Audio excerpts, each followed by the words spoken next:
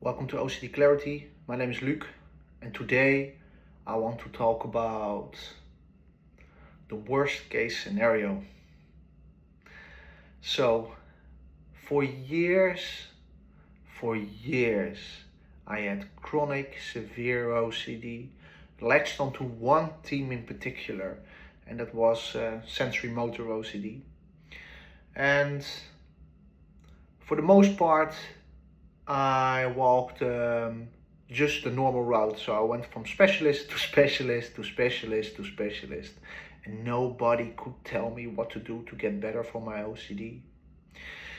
And so the time progressed, and also my symptoms increased, and my nervous system was getting more depleted year after year after year. And my anxiety, I thought I set at 100% anxiety, but it rose. I kept doing compulsions. I kept doing small avoidance behaviors. But when I got the understanding of what OCD exactly is and how it operates within you, and what type of fears I had and what type of themes, I understood that I needed to stop doing avoidances. I needed to stop doing compulsions.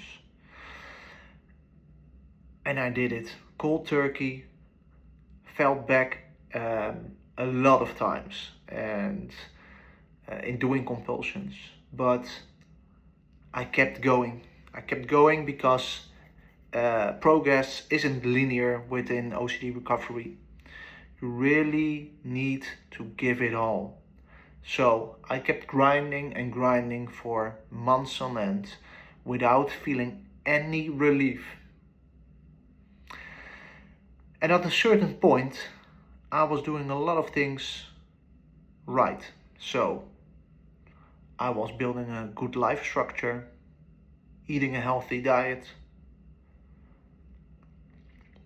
was going to work, working out, and was putting in the work for my recovery. So putting in like 3 or 4 hours a week to look into my fears. But the thing I was avoiding was looking into my worst case scenario. And I thought, it's not that important, because a lot of different people who say are specialists in OCD treatment say it isn't necessary to look into your worst case scenario. And for some people, it isn't. But for my particular multiple themes, it was necessary to look into. So, and definitely within sensorimotor, but also in relationship OCD, harm OCD, because there is, your worst case scenario is the thing that you fear the most, that you can't accept, the critical part within your fear that is the most scariest to you. And when you first try to write down your worst case scenario, you will feel a lot of anxiety to write it down. A lot of people, when I speak to people, are too anxious to even think about it, to write it down. And then if you really look into it and say, okay, why I'm so anxious to really write down my worst case scenario, that is the critical part that you need to look into and really break down and see what is the thing I'm really scared of. What is the thing? What is it? And really work your way through this worst case scenario. So if I take me as an example, and I take my OCD sensorimotor journey, I had breathing OCD for 4 years straight. So, and it didn't unlatch because I was still catastrophizing about my worst case scenario and was really scared of the worst case scenario of my sensorimotor OCD. And my worst case scenario was, if I notice my breath for the rest of my life is horrible, my life is over, and I can't live a happy life anymore. And for people who don't have sensorimotor OCD and have POCD, they think, oh, easy. But it's always easy to say that if you have a particular theme that you're really scared of, someone else who have contamination OCD, if you're not scared or not thinking it is the worst that can happen, OCD won't latch on that theme or that subject, but it can latch onto anything. I mean anything. It doesn't matter. It latched onto crazy subjects within me, work-related, family-related, the craziest things. I was really scared of it. So when I looked into my worst-case scenario, noticing the breath for the rest of my life, I really broke it down and see what is the thing, what if I notice my breath for the rest of my life? What if? What is the worst that can happen? And that is, then I will notice my breath for the rest of my life, and it will be very uncomfortable.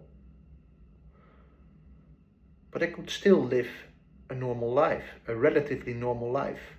And it is a life with a high anxiety level, panic attacks, maybe, and not being that present in the moment because I'm so fixated on my breath or saliva or my blinking or my heartbeat or my bladder function, all different types of sensorimotor OCD, or ringing ears. I had it all and was constantly switching. But breathing OCD or swallowing OCD was the thing that really hooked within me, but breathing OCD in particular. So and when I really broke down that worst case scenario and compared it to other people's lives, and now it's a story of Adolf Silva, who is a professional BMXer, and he is paralyzed from the neck down. And if you compare it to that kind of life, really when you're honest, that noticing the breath compared to being paralyzed, it's very serious, because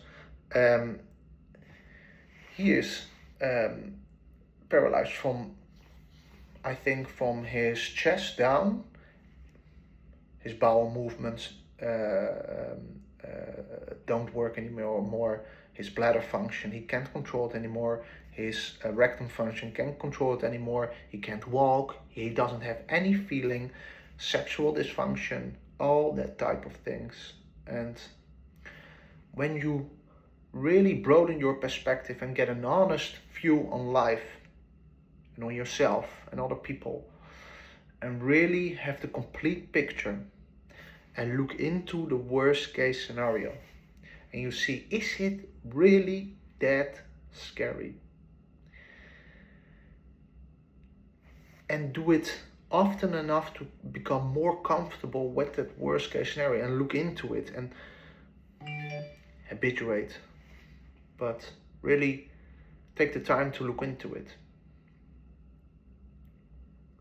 Then most likely you will have shifts in perspective and become less scared of your worst case scenario and in your team in general. And you can't force feeling better, because it is a compulsion. You can't force the anxiety away or the thoughts away or the theme away, but it gradually, you become less scared of your team in general. And at a certain point, you think, it's not that on that specific hour, on that day, I got better for my Sensorimotor OCD. First it was a few seconds I didn't notice my breath anymore. Then it became a few minutes. And it became a day. And then I was trying to hold on to it. And then I slided back completely and was at square one in my feeling. But so it's not that you recovered like this, but you recover so like this. And then at a particular time, when you're really not scared of it anymore and have more acceptance of your worst case scenario and become more habituated to the uncomfortable feelings and all the anxiety and the thoughts and not being present and feeling as shit as it can, then at a certain point you will stop noticing the breath. But if I had also relationship OCD, and for the most people I speak who has relationship OCD, when you really look into their fear, they're really anxious about their partner leaving them and constantly checking their phones and asking for reassurance, are you still loving me? But if you're not looking into the worst case scenario, and you stop doing compulsions and really living life, healthy life structure, it isn't, within a lot of people, this isn't a complete story to recover from OCD, because you need more work. You need to have more acceptance and really look into this worst case scenario. And for the most people, they think in relationship OCD, they think, if my partner leaves me, as an example. So if you are having fears around being alone, you will look really into that worst case scenario. For the most part, people think that if they are alone, they will be having a horrible life, and that they need their partner to have a good life, and that it will be the end of the world if their partner leaves them. If you look really into that worst case scenario and really see it for what it is, and really see, okay, what is the thing that I'm most scared about? My partner leaving me, and that I will be alone and have a horrible life. And ask yourself the question, what is the worst that can happen? And what is the thing that I'm so scared of? And look into it and see, okay, I will be alone. I will be eating alone. I don't have the company of my partner if I don't find anyone else in the rest of my life. What not is obvious. I mean, if you really do your best to find another partner, you will most likely find one. But if it doesn't, it doesn't. And yeah, okay, so I will be alone, eating dinner alone, maybe don't have children. That will be a bummer. But is it really that scary? Is it really as scary as I perceive it? And see, I can do still a lot of nice things within my life. I can build a nice career, going out with friends, having a good dinner, a walk in the park, going on vacation, going on a singles trip, for instance, to meet other people over there. Really grow my relationship with my friends, having day trips, all the things, going to the gym. You can still do everything without your partner. If you become less scared and less, if you think more rational and see it for what it is, and don't think it will be a catastrophe if your partner leaves you. At a certain point, your OCD will back down, because OCD thrives on things you can't accept and things that you're really scared of. So, if you need any help, please reach out. Download my OCD Clarity action plan from my website, ocdclarity.com. And please give it a like. Please help me grow the channel. I'm uploading my old videos back because I had an issue with this channel. I don't know why, so I'm rebuilding it. And if you have any questions, please reach out.